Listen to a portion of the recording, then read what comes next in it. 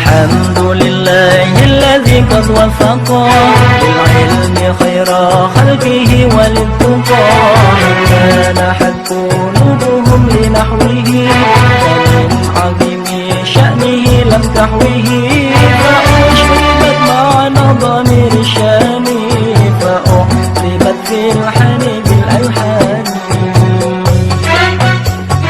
ما صلتوا مع سلام الأيك على النبي أفصح الخلائق والآل والأصحاب تذكر القرآن بالإعراب واعلم أنه لم انتصر ورعان الكلام المنتصر وكان مطلوبا أشد الطلب من الورع حفظ اللسان العربي كي يفهموا معاني القرآن وسنة دقيقة المعاني والنحو أولى أولا أن يعلم إذ الكلام دونه لن يفهما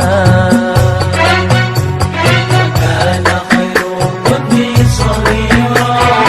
وعزة لاتفة شهيرا بها وحسنها والروم فالحر ابن أجرومي ورفعت آدلة بعلمها كما تروا بالتي في الحجها نظمتها نظما بديعا مبتدئ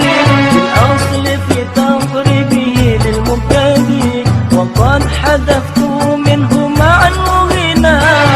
وزلته فوائدا بها الغنى ليظل بالأبواب